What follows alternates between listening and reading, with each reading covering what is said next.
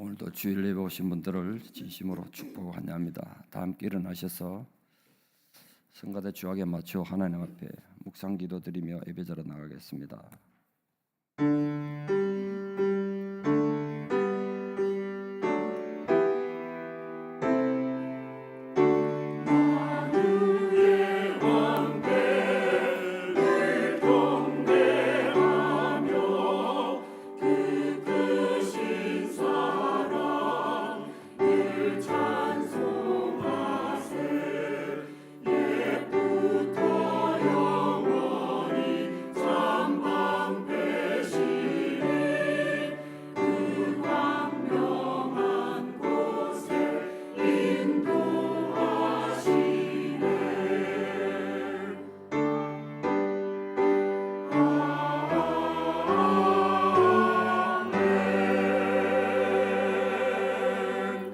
너희 중에 여호와를 경외하며 그의 종의 목소리를 청종하는 자가 누구냐? 흑암 중에 행하여 빛이 없는 자라도 여호와의 이름을 의뢰하며 자기 하나님께 의지할지어다. 아멘. 아버지 하나님, 우리가 비록 흑암 중에 행하여도 하나님의 말씀과 하나님의 가르침에 청종하는 하나님 경외하는 자가 되어 하나님을 의지하는 자가 되게 하기 위하여 우리를 또한 예배자로 부르신 은혜를 감사드립니다. 이 예배를 통하여 우리가 여호와를 경외하며 하나님 말씀을 청종하는 빛에 행하는 자로 회복되는 감동이 있게 하여 주시옵소서. 특별히 지금도 병상에서 또 삶의 환난을 당하여 우리와 함께 예배 드리지 못하며 고난 중에 있는 모든 자들이 마음으로 드리는 예배를 또한 연락해 주셔서 우리를 위하여 예배하신 동일한 위로와 사랑이 모든 성도들에게 부어지는 복된 예배가 되게 하여 주시옵소서. 예수님 이름으로 감사기도 드리옵나이다. 아멘. 우리 21장 찬양 드리겠습니다.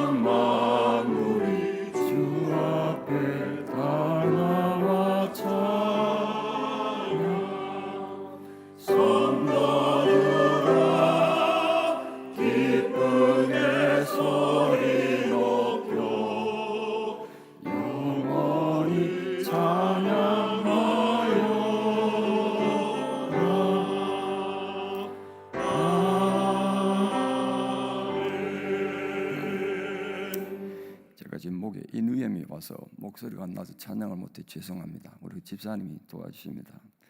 우리 교동문 32번 시편 71편 말씀 함께 교독하시겠습니다.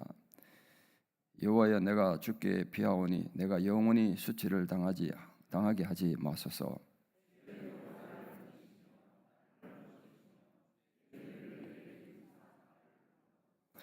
주는 내가 항상 피하여 숨을 바위가 되소서. 주께서 나를 구원하라 명령하셨으니 나의 하나님이여, 나를 악인의 손 곧 불의한 자와 흉악한 자의 장중에서 피하게 하소서.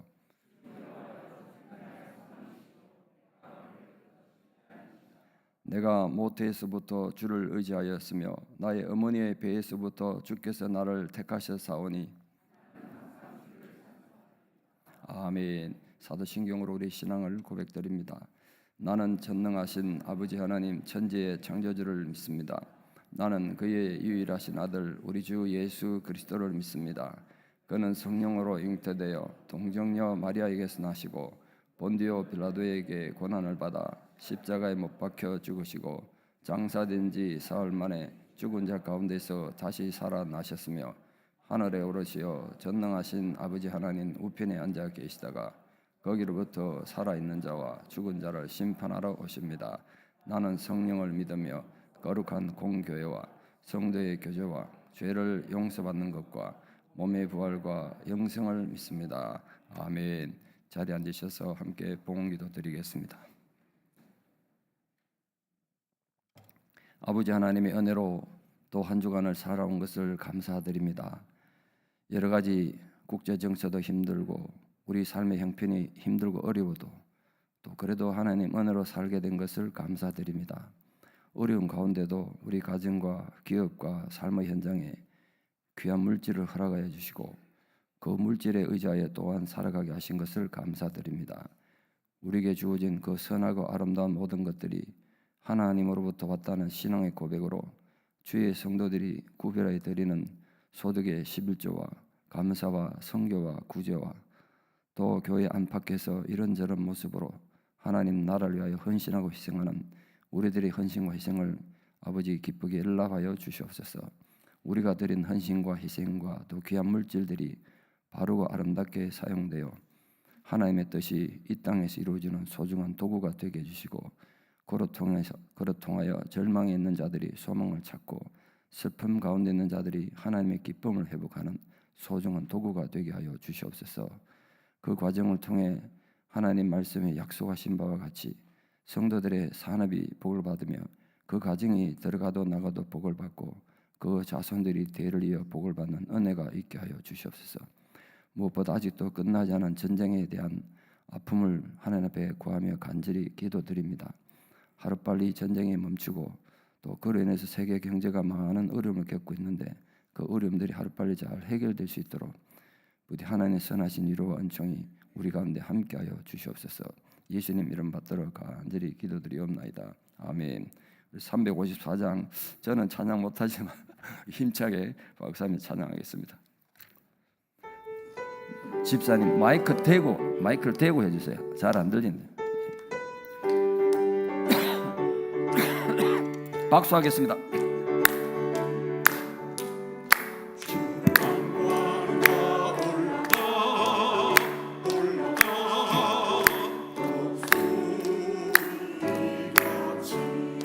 모든 싸움이 이기고 근심 걱정 벗은 올라가 독수리같이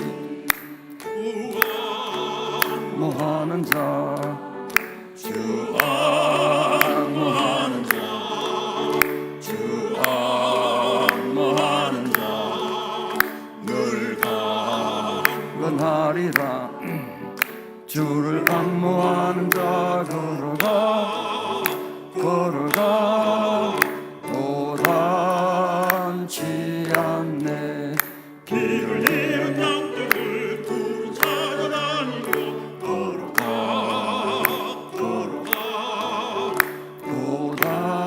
도단치 않네. 주 안무하는 자 주 안무하는 자 주 안무하는 자 늘 강건하리라. 주를 안무하는 자 달려가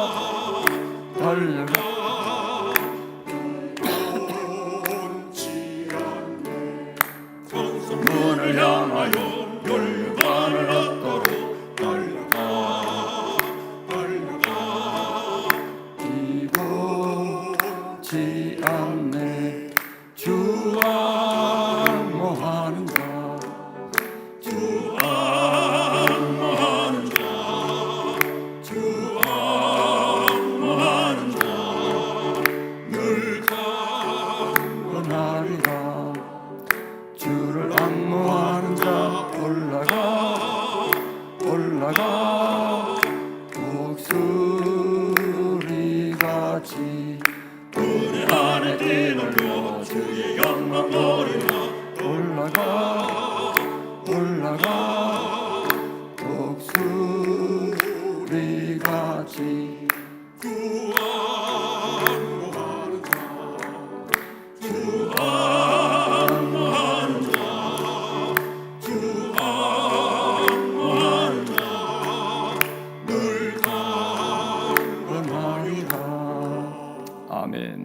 예배를 위해서 이종만 장로님 기도해 주시겠습니다.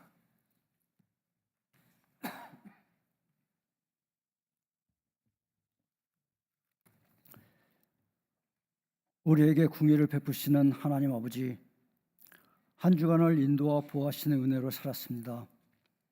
부족한 우리에게 의의 옷을 입히시고 아버지를 찬양하며 경배하는 예배자로 불러주시니 감사합니다. 또한 말씀을 주시고 기도하는 자녀로 삼으셔서 아버지의 거룩함을 깨닫게 하여 주시니 감사합니다. 우리 죄와 구원을 위해 주님이 감당하신 십자가의 의미와 하나님의 공의와 사랑을 깨닫는 시간이 되게 축복하여 주시옵소서. 지난 한 주간도 반복되는 일상이지만 분주하게 살았습니다. 일터를 주시고 가정의 쉼터를 주셨습니다. 섬길 수 있는 교회 공동체를 주셨습니다. 모든 게 감사합니다. 그럼에도 혹 이기심과 이웃의 아픔에 무관심으로 말과 행동에 있어 교만함이 있었는지 돌아봅니다. 마주하는 모든 상황과 여건들에서 하나님이 우리와 함께 하신다는 약속을 믿고 의지하며 살았는지 돌아봅니다. 우리의 부족함과 연약함으로 인해 행한 죄악들을 고백하며 회개합니다. 용서해 주시고 하나님께 영광을 들며 사는 우리가 되도록 힘주시고 격려하여 주시옵소서. 사랑의 하나님, 각 나라의 위정자들에게 하나님을 경외하는 마음을 주시옵소서. 이 땅의 전쟁이 완전하게 멈추고 하나님의 평화가 임하길 간구합니다. 세상 여러 곳에는 전쟁과 분쟁으로 인한 어려움이 더 심화되어 가고 있습니다. 고통받는 이들에게 위로와 회복의 은혜가 임하길 간구합니다. 또한 하나님만이 역사의 주관자이심을 알게 하옵소서. 우리들의 어려움과 어려운 상황과 형편을 아신 아버지 하나님, 모든 간구에 응답하여 주시옵소서. 경제적으로, 건강으로, 또한 인간관계로 낙심한 심령들이 하나님의 위로와 소망을 갖는 회복의 시간이 되길 바랍니다. 무엇보다 믿음이 약해지지 않도록 도와주시옵소서. 또한 간구합니다. 우리들에게 이 시대를 분별하는 힘을 주시옵소서. 세상 풍조에 동의하지 않고 하나님의 공의를 행하며 정직하게 살게 하옵소서. 성도 간의 사랑과 교회 공동체에서 맡은 각자의 소명을 깨닫게 도와주시옵소서. 주님의 생명으로 세우신 교회가 진리에 바르게 서고 복음 사역을 잘 감당하며 성장하도록 보호하여 주시고 인도하여 주시옵소서. 경제적 위기로 선교 사역지가 어려움을 갖지 않게 인도하여 주시고 선교사님과 가족들을 보호하여 주시옵소서. 영적으로 더욱 힘을 주시옵소서. 말씀을 전하시는 목사님의 성대와 건강을 지켜주시고 성령의 능력과 지혜를 충만하게 하여 주시옵소서. 담대하게 전하게 하여 주시고 듣는 우리들은 쉽게 이해하고 깨달아서 믿고 순종하는 거룩한 자녀로 살게 하옵소서. 교회와 예배를 위해 수고하시는 모든 분들의 마음에 기쁨과 감사와 평강이 충만하게 하여 주시옵소서. 한 주간을 맞이합니다. 우리들의 생각과 발걸음이 바른 믿음과 말씀의 진리에 항상 서서 걷게 하여 주시길 간구하며 우리 주 예수 그리스도의 이름으로 기도합니다. 아멘.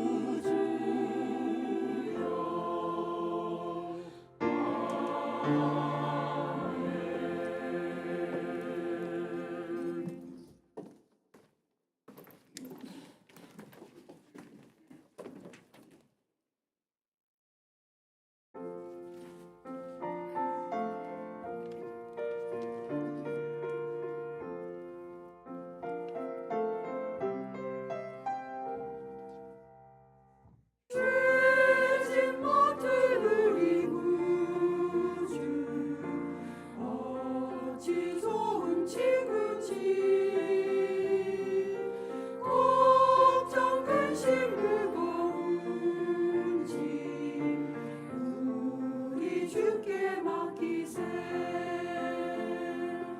주께 모함 없는 곳 법을 받지 못하네 사람들이 어찌하여 나를 주를 모를까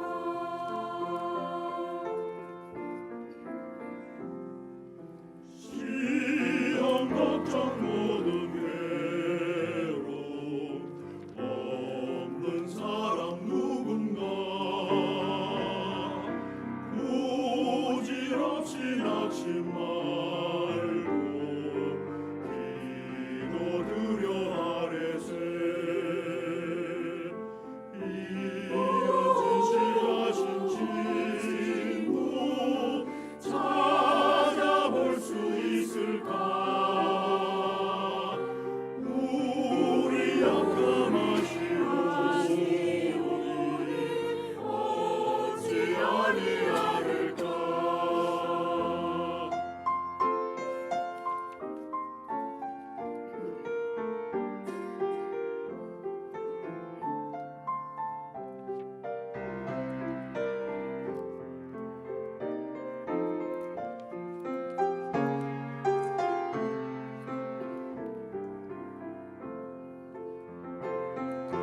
신심 걱정 무거운지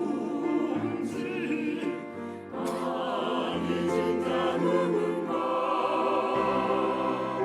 비난 저는 우리 예수 기도드려 아뢰세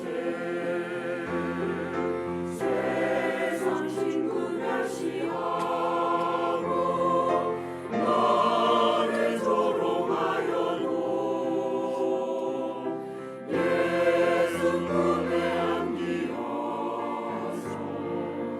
참된 위로받겠네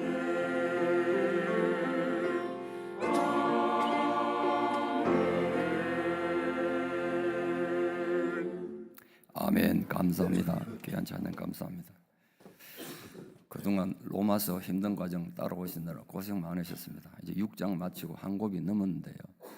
그래서 오늘은 로마서 좀 힘든 걸 잠시 내려놓고 쉬어가는 시간으로 하나님 위로를 좀 나누는 그런 시간 가지려고 합니다. 앞으로도 로마서가 너무 또 힘드니까 중간중간 좀 쉬는 시간을 만들어 보려고 생각하고 있습니다. 그래서 오늘은 2026년 6월 7일 하나님 주신 말씀은 룻기 2장 1절에 3절입니다. 로마서 잠시 쉬고 룻기 2장 1절에 3절 통해 하나님 위로받기를 바랍니다. 봉독에 올립니다. 나오미의 남편 엘리멜렉의 친족으로 유력한 자가 있으니 그의 이름은 보아스더라.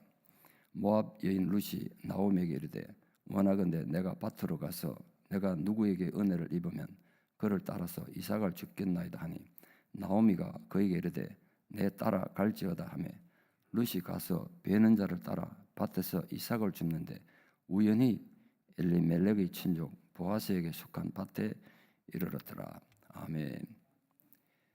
절망은 없다. 이런 말 들으면 젊은 분들은 별로 감흥이 없겠습니다만 저와 비슷한 시대를 살았거나 저보다 어르신들은 혹시 떠오르는 거 없습니까? 절망은 없다.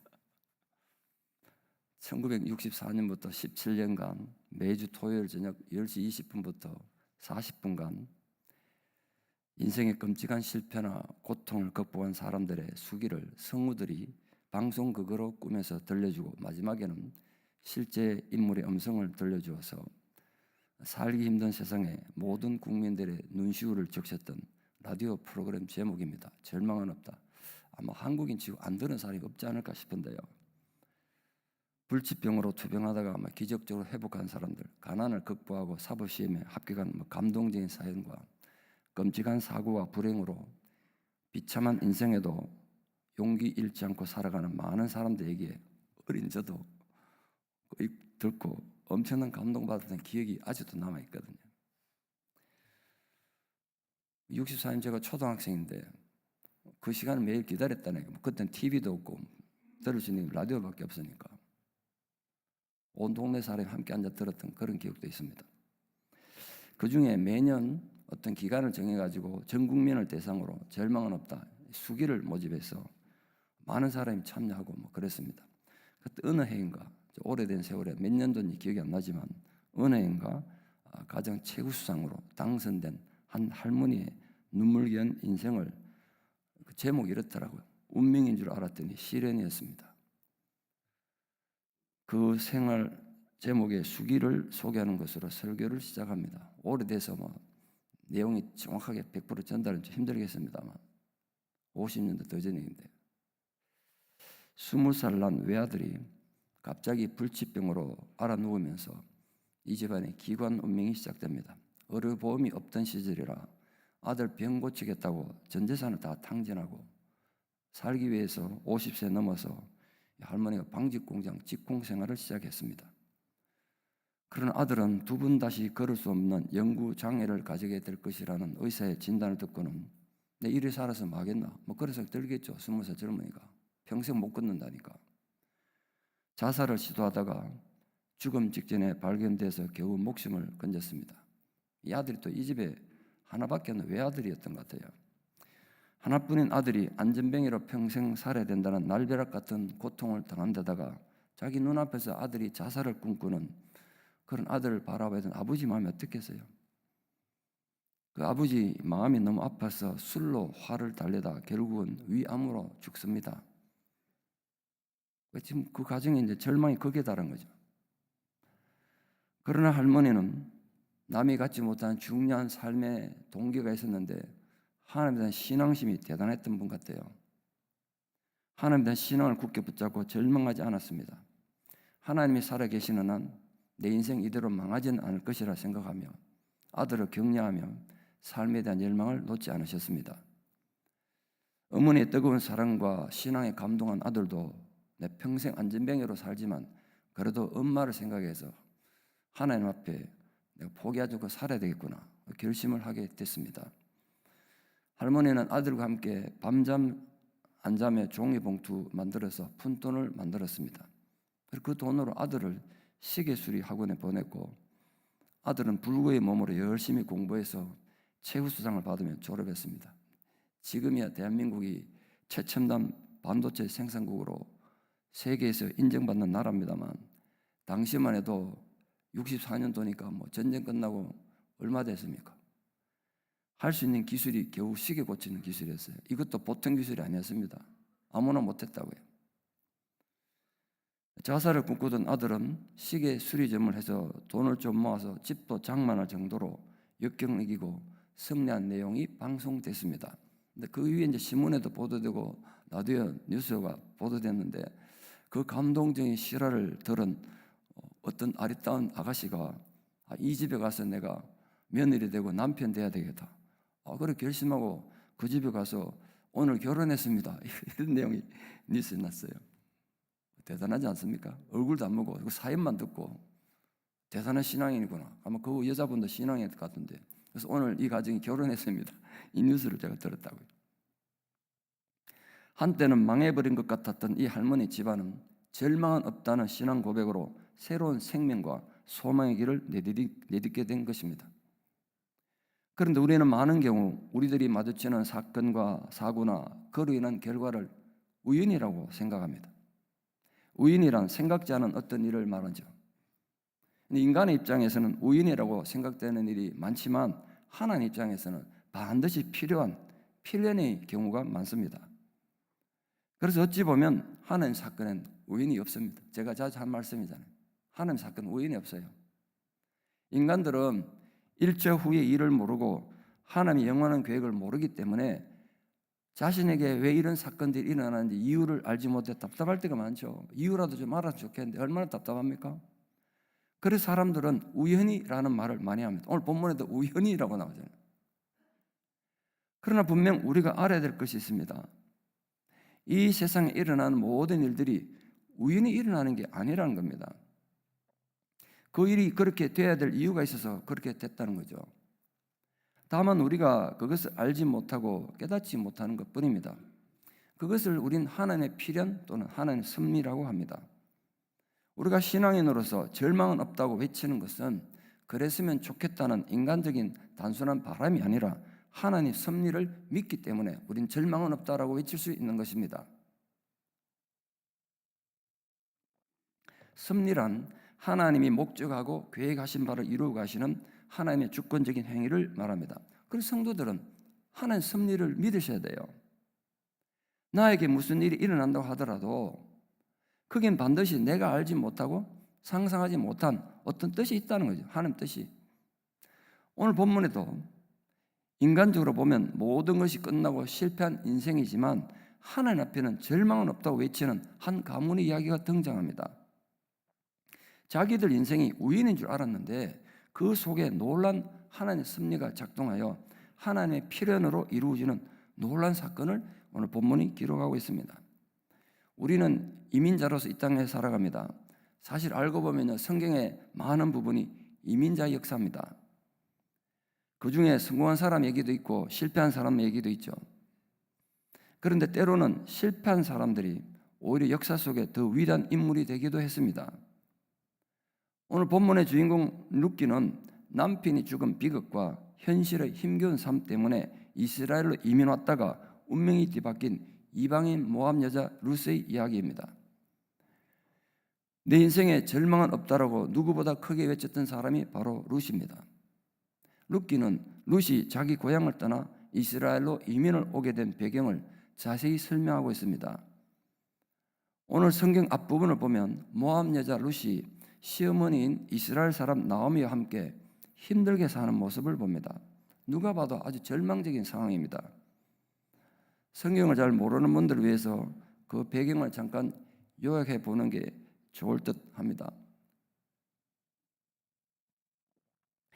나오미는 남편 엘리멜렉과 고향인 유다 베들레헴을 떠나서 멋있게 인생 한번 살아보겠다고 두 아들 말론과 기럐을 데리고 모압 땅으로 이민을 갔습니다. 그런데 엘리멜렉과 이 나오미의 하나님에 대한 신앙 고백에 문제가 있었던 것으로 보입니다. 그 증거는 아이들의 이름인데요. 이스라엘 백성들의 이름은 부모나 본인의 신앙 고백을 압축해서 짓습니다. 아버지 이름 엘리멜렉은 나의 하나님은 왕이시다라는 위대한 신앙 고백을 가진 이름입니다. 그런데 그 엘리멜렉은 자기 두 아들 이름을 말론과 기럐이라고 지었습니다. 말론은 병약하다는 뜻이고 기럐은 상실한다, 쇠퇴한다는 뜻입니다. 어떻게 하나님을 신앙하는 백성이 자기 자식 이름을 병약하다, 상실과 쇠퇴함 이렇게 지을 수 있습니까? 그건 하나님에 대한 그들의 신앙이 병들고 상실됐다는 뜻입니다. 하나님에 대한 신뢰를 잃어버렸으니까 세상에 어떤 소망도 기대도 없었겠죠. 그러니 하나님이 그들이 조상들에게 주신 약속의 땅을 떠나 우상을 섬기는 이방 땅으로 이민을 간 겁니다. 본문에 보면 그들이 고향 떠날 때는 상당한 재산이 있었던 부자였던 것 같은데 그거 다 팔아서 희망이 차서 요즘 말로 하면 투자 이민을 간 겁니다. 그런데 모압에서의 삶은 완전히 실패였습니다. 모압으로 이민 온 지 얼마 안 돼서 남편 엘리멜렉이 병들어 죽고 말았습니다. 졸지에 과부가 된 나오미가 의지할 때라고는 두 아들 말론과 기럐뿐이었는데 이 두 아들도 장가가서 얼마 되지 않아서 자식도 없이 다 병들어 죽고 말았습니다. 그 과정에 재산 다 날리고 빈털터리가 된 거죠. 여자들의 경제활동이 금지된 고대 시대에 그것도 이국 땅에서 과부 셋만 한 집에 남게 됐습니다. 도저히 살 수 없게 된 나오미는 자기는 이제 고향으로 돌아갈 테니까 며느리들에게도 내가 너희들 못 먹여 살린다. 너희들 살 길 찾아서 고향으로 돌아가라. 그래 말했습니다. 큰 며느리 오르바는 그래도 그동안 살았던 정이 있으니까 울면서 시어머니를 떠나 고향으로 돌아갔습니다. 그러나 둘째 며느리 룻은 어머니 하나님이 나의 하나님이 되고 어머니의 백성이 나의 백성이 될 것입니다. 라고 외치며 시어머니와 함께 고생하겠다며 시어머니 따라 유다 베들레헴으로 이민을 온 겁니다. 시어머니 나오미의 고향으로 오긴 했지만 이들이 살아갈 길이 막막했습니다.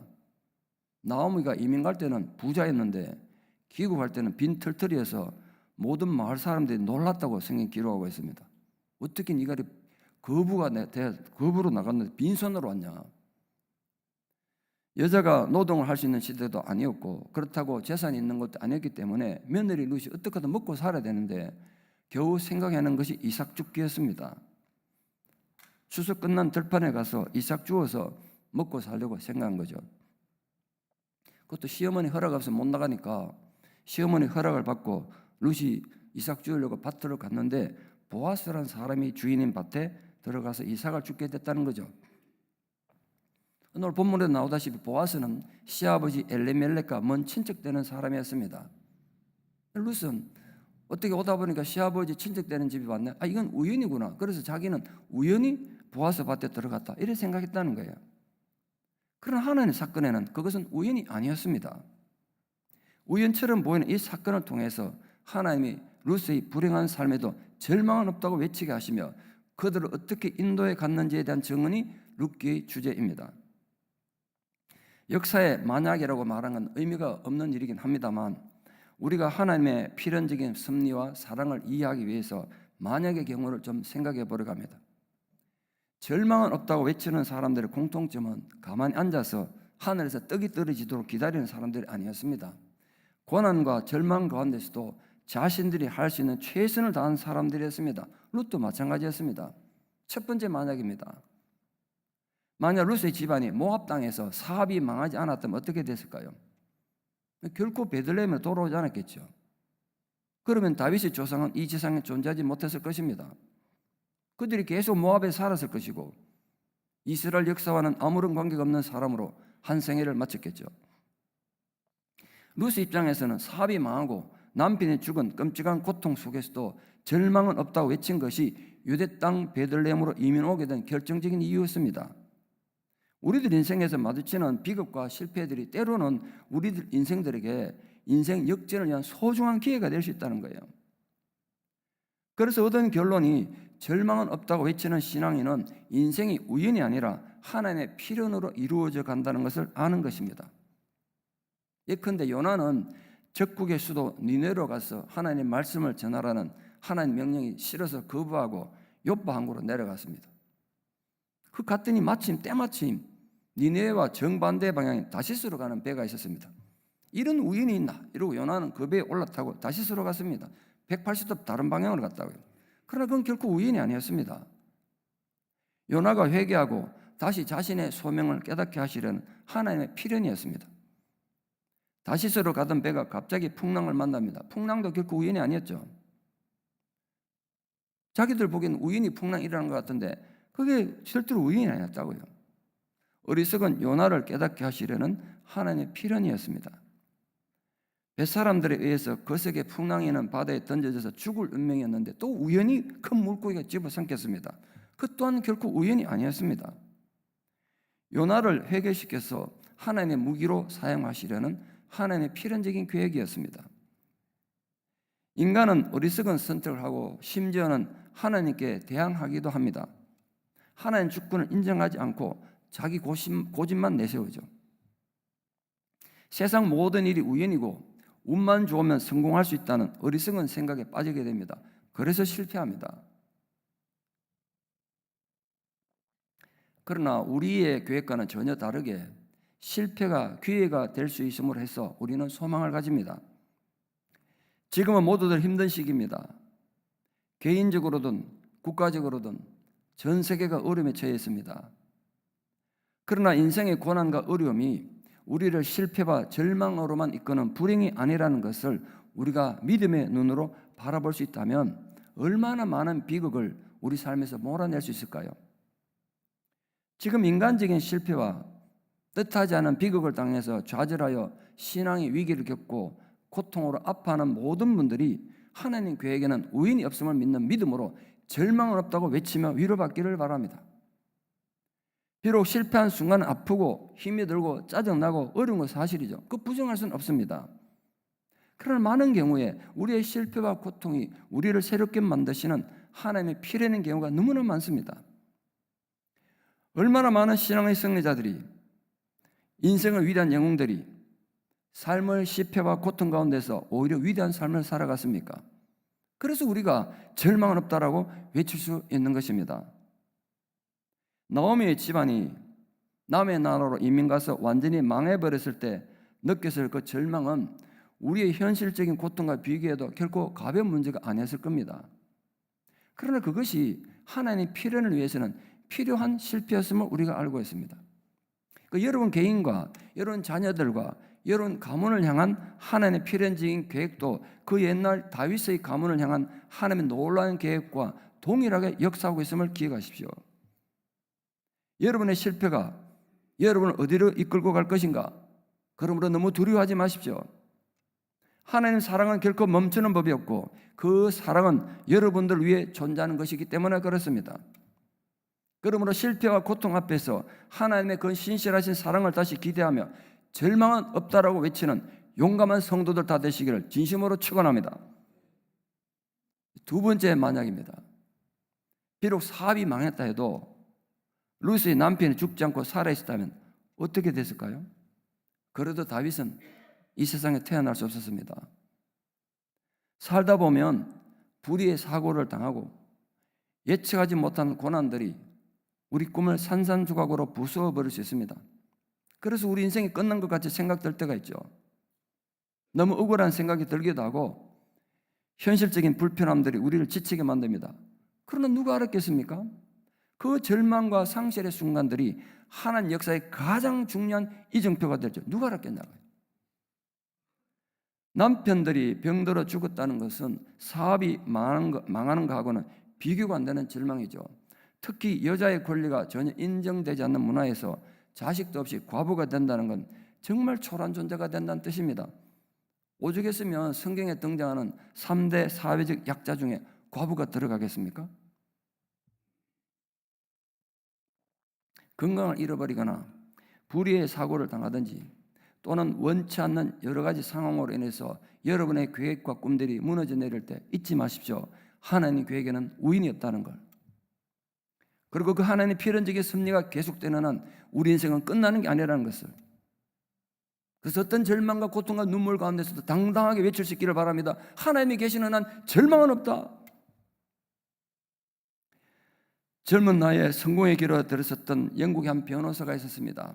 그는 어느 날 영국 의사당 앞에서 비중 높은 변호를 하게 되어 있었습니다. 국가적으로 큰 사건을 맡았던 것 같아요. 그러나 그가 너무 큰 사건을 맡다 보니까 그 부담감에 극도의 스트레스를 받아 그만 쓰러지고 말았습니다. 출세 가도를 달리던 그의 인생이 점차 망가지기 시작합니다. 그는 그 충격으로 정신 착락 증세를 일으켜서 정상적인 생활을 할 수가 없었어요. 정신이 돌아버린 거예요, 사람이. 급기야 그는 자신이 더럽고 추하며 무가치한 실패자라고 자각함으로써 자살을 여러 차례 시도합니다.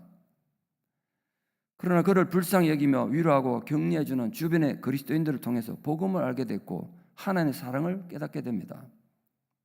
자신은 쓸모없는 존재라고 자각하며 자살하려 했던 그가 죽음의 쇠사슬로부터 풀려나는데 10년이란 기시간이 필요했습니다.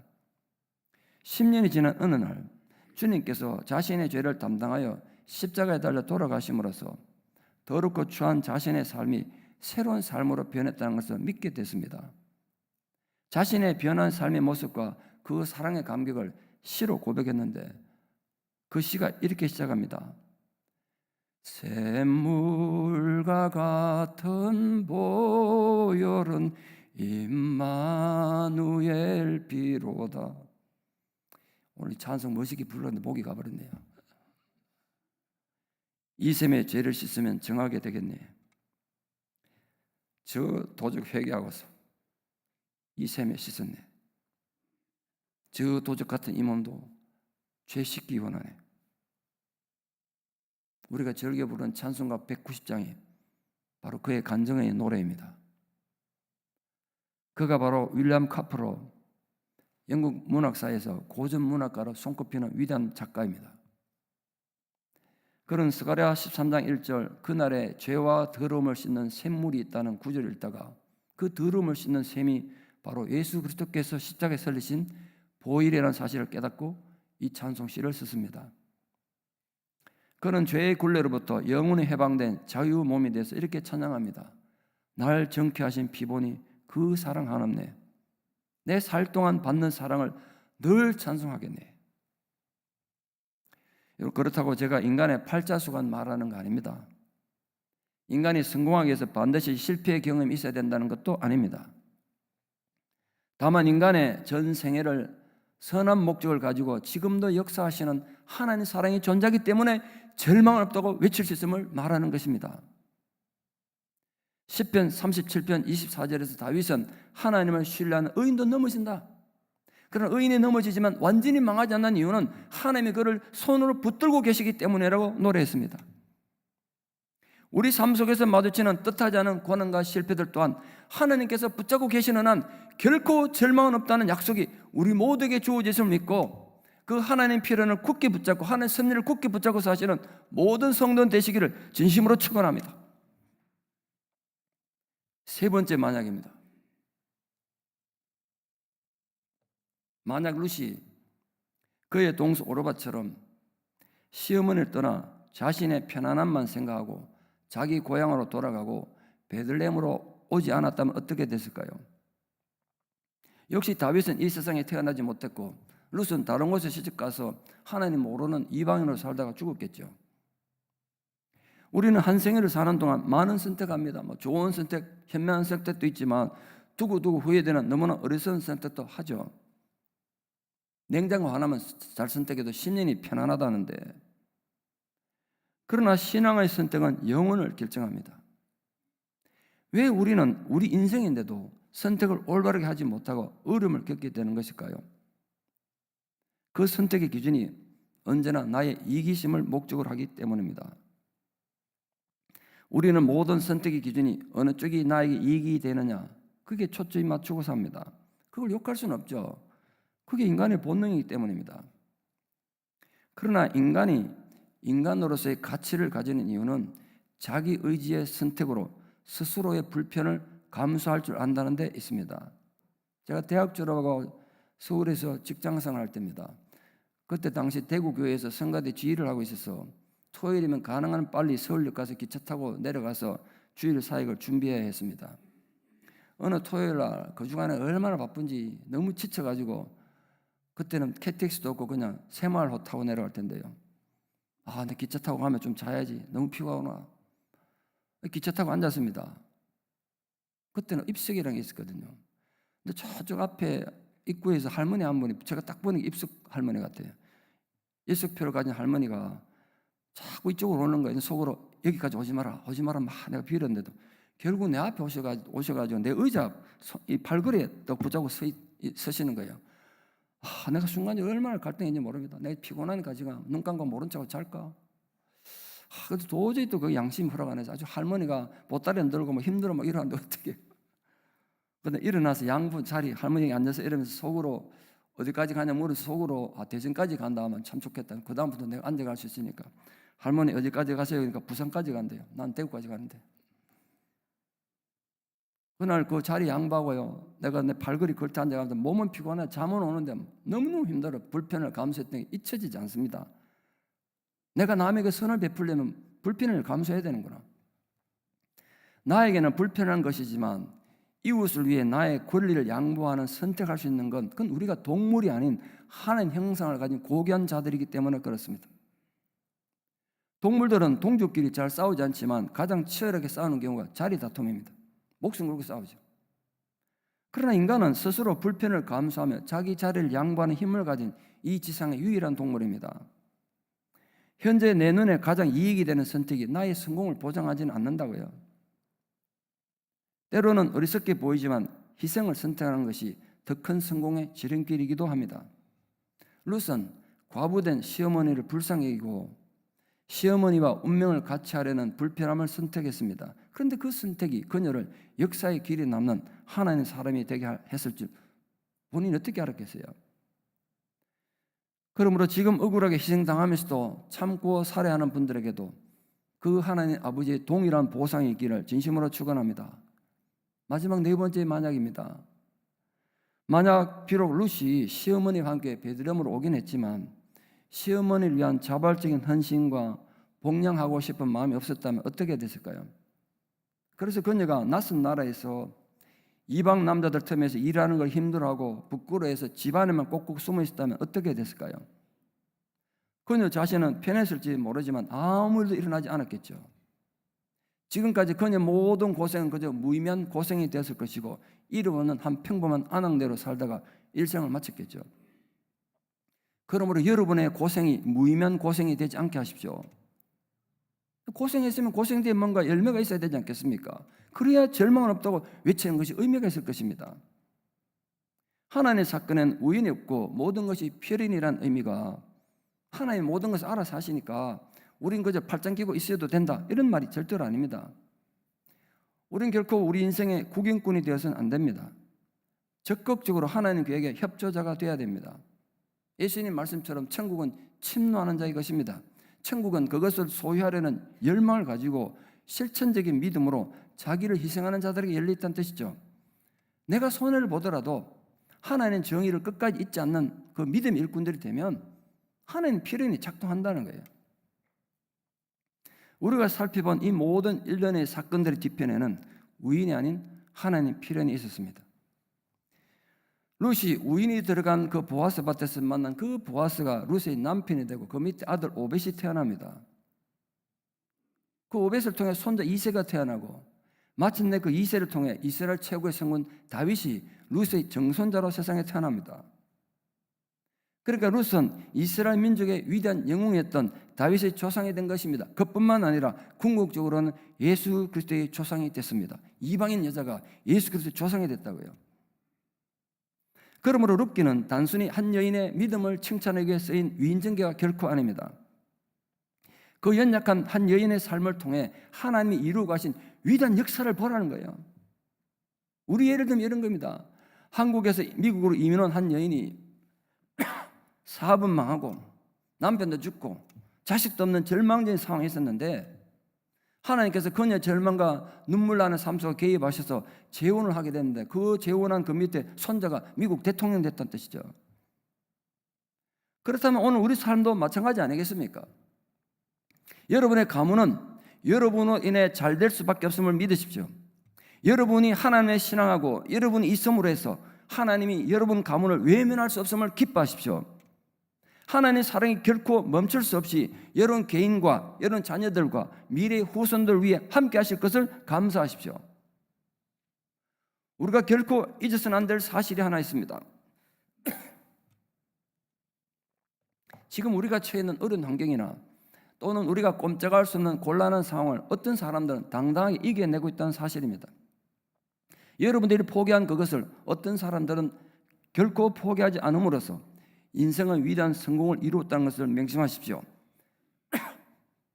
여러분들이 넘어지고 자포자기한 생각으로 저지른 많은 실수들은 어떤 사람들은 결코 실패하지 않고 이겨내었음을 기억하십시오.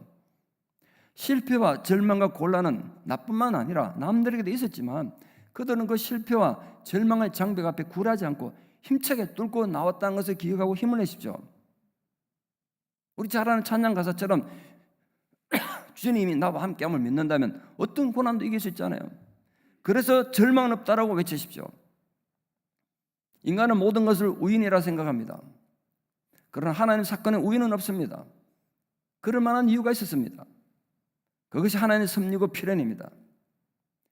그 하나님에 대한 신앙으로 절망은 없다라고 외침으로써 여러분이 겪는 모든 종류의 고난과 아픔들이 하늘의 별과 같이 아름답게 빛나는 하나님의 선하신 인도하심이 언제나 함께하는 은혜가 있기를 우리 주 예수 그리스도 이름으로 축원합니다. 기도드리겠습니다.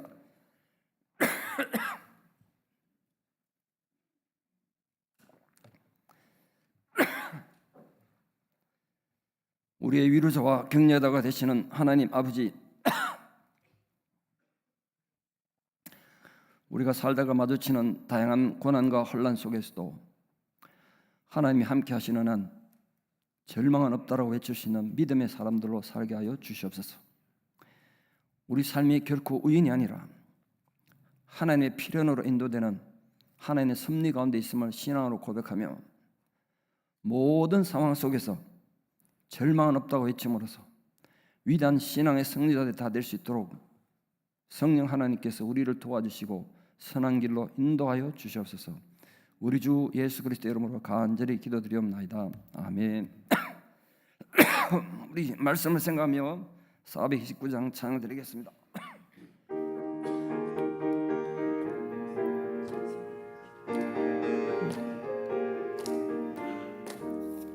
세상 모든 풍파 너를 흔들어 약간 마음 낙심하게 될 때에 내려주신 주의 복을 세워라. 주의 크신 복을 내가 알리라.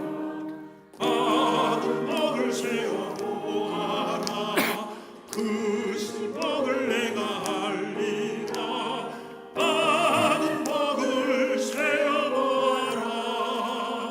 주의 크신 복을 내가 알리라.